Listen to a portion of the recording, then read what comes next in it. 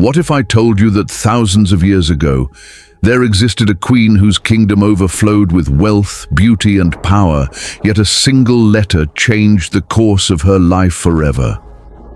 What if a throne traveled across impossible distances in the blink of an eye, not by magic, but by the permission of Allah?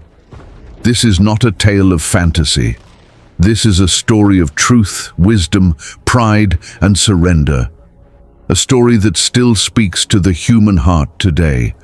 Thousands of years ago, in the southern regions of the Arabian Peninsula, around the lands of present-day Yemen, there was a flourishing city known as Saba.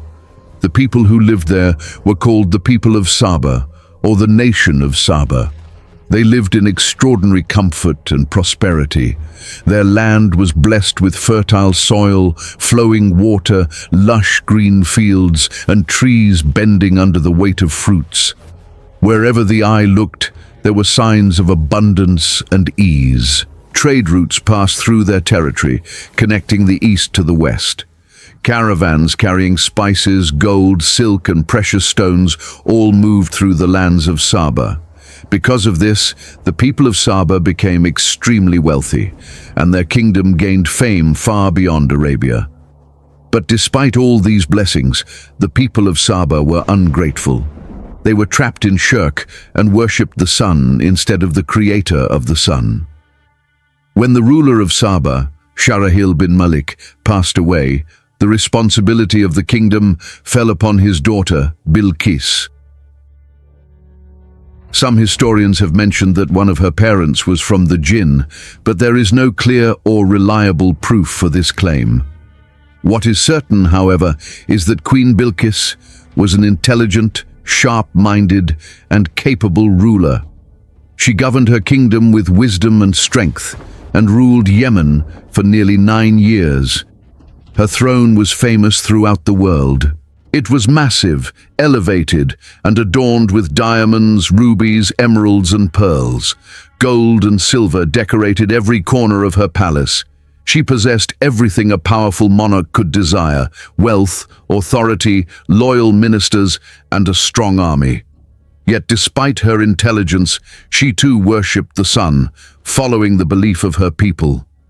This was the time when the world echoed with the name of a mighty monotheistic king whose authority stretched from east to west. History remembers him as Solomon, the son of David. Prophet Solomon, peace be upon him, ruled a vast empire whose capital was Jerusalem.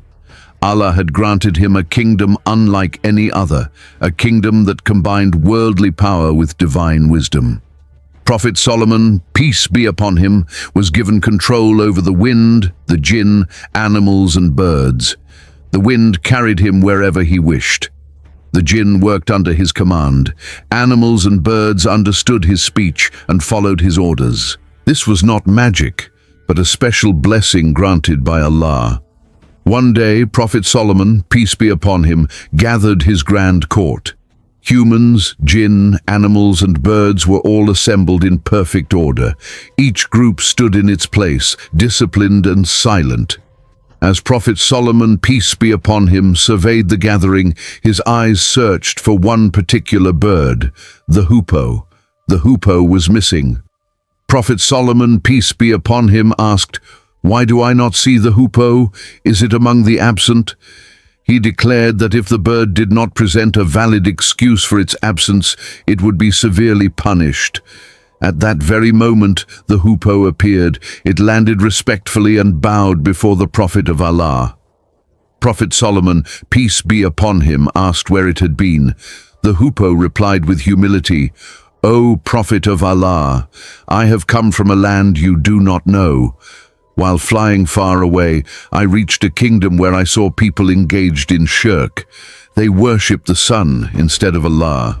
They have a queen whom they call Bilkis. She rules over them from a magnificent throne. Her throne is decorated with precious gems and jewels, and she has been given every form of worldly luxury and power." Prophet Solomon, peace be upon him, listened carefully. He said, "We shall see whether you speak the truth or are among the liars." Then he wrote a letter and instructed the hoopoe to deliver it to the queen. He said, "Deliver this letter to her, then remain there quietly and observe what response she gives, and afterward return to me with the news." The letter read, "In the name of Allah, the most merciful, the most compassionate. This is an honorable letter from Solomon, son of David, to Bilkis, Queen of Saba. Peace be upon those who follow guidance. Do not exalt yourselves against me, and do not rebel. Rather, come to me in submission." This letter was not a threat of conquest for wealth. It was an invitation to faith, a call to abandon shirk and recognize the oneness of Allah. The hoopoe carried the letter and dropped it gently into the lap of Queen Bilqis while she sat in her royal court. Around her were nearly 300 chiefs, ministers, and noblemen of the kingdom. When the letter was read aloud, the court erupted in anger. The leaders shouted that this was an insult, an act of defiance, and demanded an immediate and harsh response. But Queen Bilqis raised her hand and silenced them. She examined the letter carefully. She noticed the words, the tone, and the authority behind it. She said, "This is not the letter of an ordinary king. This is the letter of a prophet of Allah." She advised her people to act with wisdom rather than arrogance. Queen Bilqis decided to test Prophet Solomon, peace be upon him. She said, "I will send him a gift. If he accepts it, then he is merely a worldly king, and I will prepare for war. But if he refuses the gift, then he is truly a prophet, and I will follow him." The hoopoe observed this entire conversation and returned to Prophet Solomon, peace be upon him, to inform him of everything. When Prophet Solomon, peace be upon him, heard the plan, he commanded the jinn to prepare a display of Allah's blessings. He ordered that the road leading into the city be paved with bricks of gold and silver.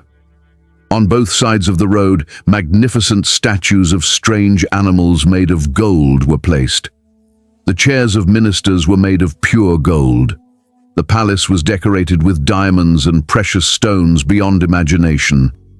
Queen Bilqis sent her envoys carrying gifts of gold, jewels, servants, slave girls, and messages of diplomacy. When they entered the court of Prophet Solomon, peace be upon him, and witnessed the splendor surrounding him, they were left speechless.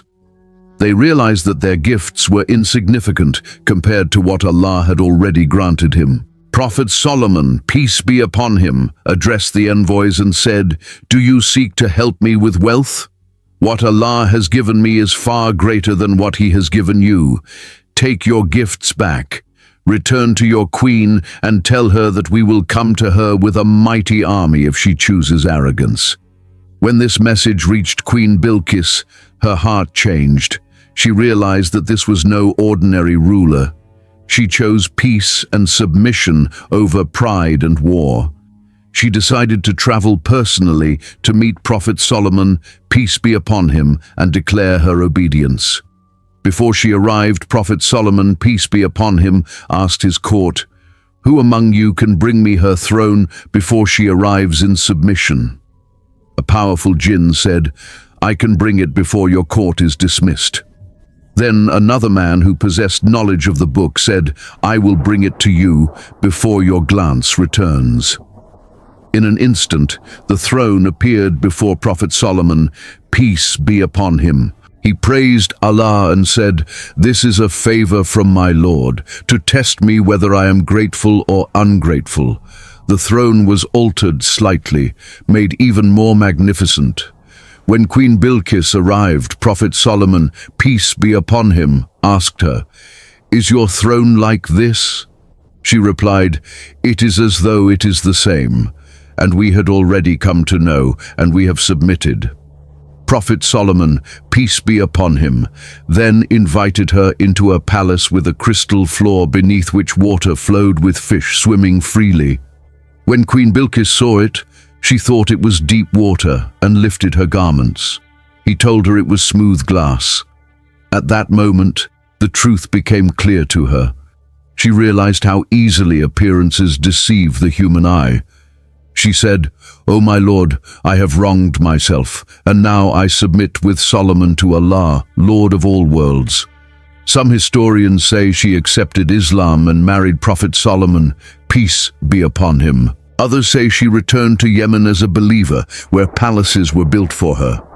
And thus ended the story of a queen who had everything, wealth, power and beauty, yet found true honor only in submission to Allah.